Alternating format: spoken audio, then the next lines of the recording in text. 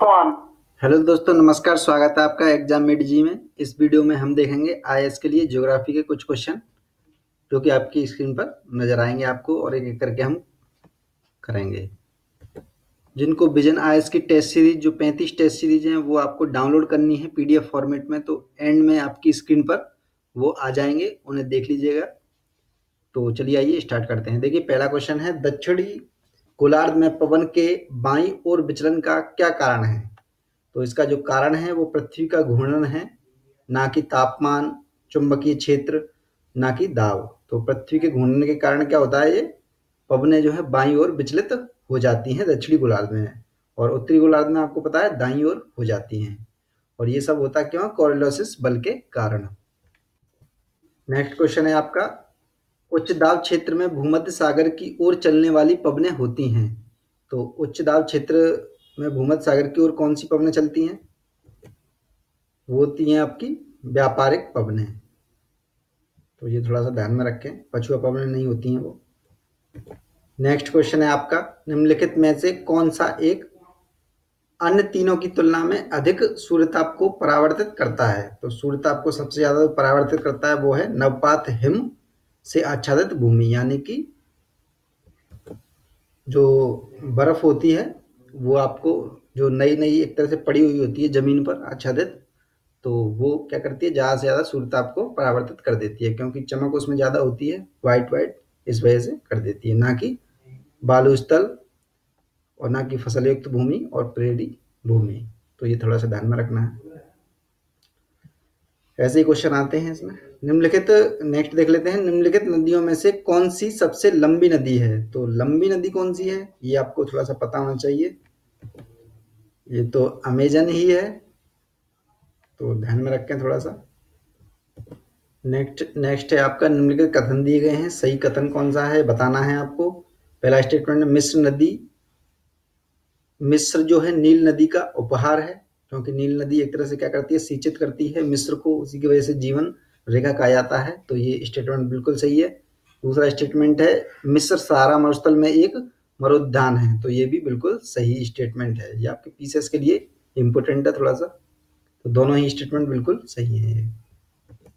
Next question है आपका, अप्रत्यक्ष उच्च ज्वार उत्पन्न होने का कारण क्या है? यानी अप्रत्यक्ष, एक तो होता है प्रत्यक्ष रूप से उच्च ज्वार और एक होता है अप्रत्यक्ष रूप से। तो ये क्या होता है, अप्रत्यक्ष रूप से जो ज्वार उत्पन्न होता है वो पृथ्वी के का अपकेंद्रीय बल होता है। तो ये ध्यान में रखना है, अपकेंद्रीय बल के कारण, क्योंकि एक साइड में बल लगता है और दूसरी साइड में वो उस कमी को पूरा करने के लिए बल लगता है, तो उसी को कहते हैं अप्रत्यक्ष बल, जो है पृथ्वी के ऊपर जो है कार्य करता है। तो आंसर सी है इसका, पृथ्वी का अपकेंद्रीय बल।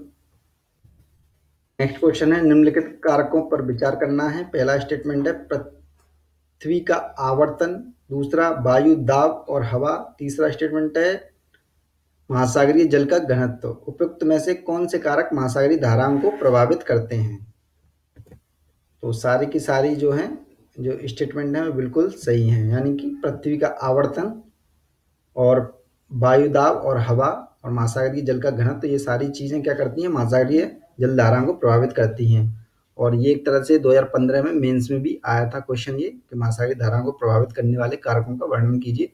तो 5-6 कारक हैं, इनको थोड़ा सा आप अच्छे से देख लीजिएगा। ये आपका या तो एनसीईआरटी में देख लीजिए, या फिर खुल्लर जिनके पास है बुक, डी आर खुल्लर, उसमें देख सकते हो आप, 11th क्लास की जो है। नेक्स्ट देख लेते हैं हम लोग, निम्नलिखित में से कौन सा एक झील तंजानिया और युगांडा के बीच अंतर्राष्ट्रीय सीमा बनाती है? तो तंजानिया और युगांडा के बीच जो अंतर्राष्ट्रीय सीमा बनाती है वो है आपकी विक्टोरिया। तो ये थोड़ा सा ध्यान में रखें, फैक्ट के रूप में याद रखें, और मैप देख लें। आज मैं दिखाने को दिखा सकता हूँ इसमें, लेकिन आप देख लें थोड़ा सा। नेक्स्ट क्वेश्चन बहुत ही इंपॉर्टेंट है, निम्नलिखित घास के मैदानों पर विचार करना है, इसमें से बताना है शीतोष्ण घास के मैदान कौन से हैं? तो पंपास, बेल्ट, डाउन्स और सवाना। तो आपको पता होगा, पंपास, बेल्ट और डाउन्स जो है शीतोष्ण घास के मैदान है, और सवाना जो है उष्णकटिबंधीय घास के मैदान है। तो ये थोड़ा सा ध्यान में रखें आप। नेक्स्ट क्वेश्चन है, निम्नलिखित कथनों पर विचार करना है, सही कौन सा स्टेटमेंट है वो बताने हैं। पहला स्टेटमेंट है, विश्व में उष्णकटिबंधीय मरुस्थल महाद्वीपों के पश्चिमी सीमांतों में व्यापारिक पवन पट्टी में पाए जाते हैं। तो ये स्टेटमेंट जो है बिल्कुल सही है, क्योंकि व्यापारिक पवनें एक तरह से क्या होती हैं, वहाँ पर अपतटीय हो जाती हैं, जिससे क्या होता है, मरुस्थल बन जाते हैं, यानी कि वहाँ पर वर्षा नहीं कर पाती हैं व्यापारिक पवनें, क्योंकि वो तटों पर ही कर देती हैं और थोड़ा सा अंदर बीच की साइड में नहीं कर पाती हैं। और ठंडी जल धाराओं के बहने के कारण भी अपतटीय हो जाती हैं व्यापारिक पवनें, तो ये थोड़ा सा ध्यान में रखें।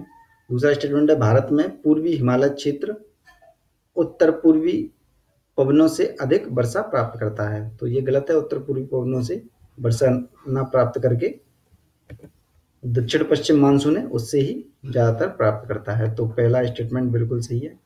तो दोस्तों इस वीडियो में बस इतना ही। जिन्होंने पुराने वीडियो नहीं देखे हैं आपकी स्क्रीन पर आ चुके हैं, और जिनको 35 जो टेस्ट सीरीज हैं आपकी विजन IAS वाली बहुत ही इंपॉर्टेंट है, इसके लिए मैंने अलग से एक वीडियो बना दिया है कैसे डाउनलोड करनी है वो, तो वो वीडियो भी आपकी स्क्रीन पर आ चुका है, उसे क्लिक करके देख लें अच्छे से, जिससे आप एक डेली टेस्ट सीरीज लगाएं। और इस वीडियो को लाइक करना बिल्कुल ना भूलें और शेयर करें। जिन्होंने सब्सक्राइब नहीं किया सब्सक्राइब करें। तो देखते रहें एग्जाम में जी। धन्यवाद।